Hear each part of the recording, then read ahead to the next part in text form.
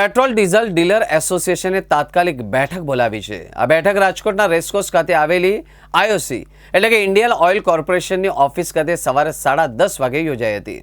આ બેઠકમાં પેટ્રોલની અછત પુરવઠાને નિયમિત કરવા માટે અધિકારીઓ સાથે વિસ્તૃત ચર્ચા કરવામાં આવશે।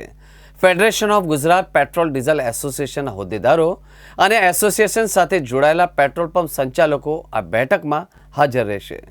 પેટ્રોલ ડીઝલમાં અમુક પંપ ડ્રાય થયા છે, જેને કારણે રજૂઆત કરવા આવ્યા છીએ। એ લોકોને શનિ રવિમાં પેમેન્ટ વધ્યું નથી, જેને કારણે ડ્રાય થયા છે। એની રજૂઆત કરવાની છે કે અત્યારે બધાને શનિ રવિમાં માલ મળવો જોઈએ। જો અત્યારની સ્થિતિની વાત કરવામાં આવે તો ઓવરઓલ ગુજરાતમાં પેટ્રોલની સ્થિતિ શું છે અને હાલમાં જે રજૂઆત કરવાના છે કયા મુદ્દાઓ રહેશે? ફક્ત ને ફક્ત સપ્લાય રેગ્યુલર મળતી રહે એ અમારી રજૂઆત છે।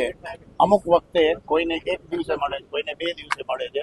એ અમારું કહેવાનું એટલું જ છે કે રેગ્યુલર સપ્લાય મળતી। અત્યારે શોર્ટેજ કહી શકાય કે ના, શોર્ટેજ છે? બિલકુલ નહીં, શોર્ટેજ નથી। જે કંઈ છે એ બેંકના કારણે છે। અત્યારે ટેમ્પરરી આજે શનિ રવિ આવ્યા, જેમાં ઘણા લોકો પેમેન્ટમાં નથી પહોંચી શક્યા, જેને કારણે ડ્રાય આઉટ રહ્યા છે। અમુકના ઓર્ડર નથી થયા, એને કારણે ડ્રાય છે। જથ્થો મળે છે, અમુક ડિલે થાય છે, પણ સાવ બંધ છે કે શોર્ટ સપ્લાય છે એવું અત્યારે નથી લાગતું। અમે ઉપર મળી જઈએ, વાતચીત કરી લઈએ, પછી પાછું આપને જણાવીએ। ડિલેનું કારણ કંઈ ઓવરલોડ છે, તમારી કેપેસિટી કરતા વધારે ઓર્ડર્સ આવે છે, જેને કારણે ડિલે થાય છે। બીજું કોઈ કારણ નથી।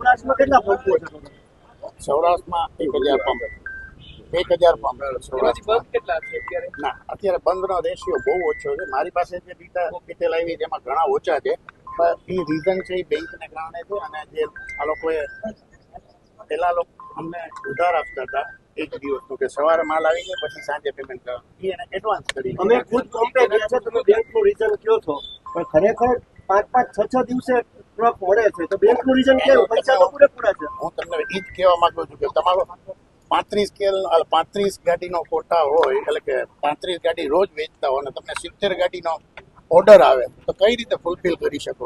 બેંકનું કારણ શું આવે? આમાં તો સચોટ નથી ને, સ્પષ્ટ વાત છે। શનિ રવિમાં કોઈને પૈસા નથી પહોંચ્યા। જેટલાના પૈસા નથી પહોંચ્યા એટલાના ડ્રાય આઉટ ગયા। અમુકના ઓર્ડર પેન્ડિંગ હતા કે જે આમાં ભાડાની ગાડી મળતી નથી।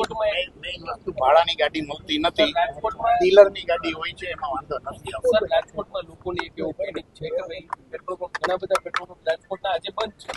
શું અપીલ કરશો લોકોને, શું કહેશો કે હાલમાં શું સ્થિતિ? કોઈ એવી તંગીની અત્યારે હાલ પરિસ્થિતિ દેખાતી નથી। અમે ઉપર મળી લઈએ છીએ, એની સાથે ચર્ચા કરી લઈએ અને જે કંઈ છે આ ડિલે થાય છે એનું સોલ્યુશન કાઢીએ। Okay, thank you.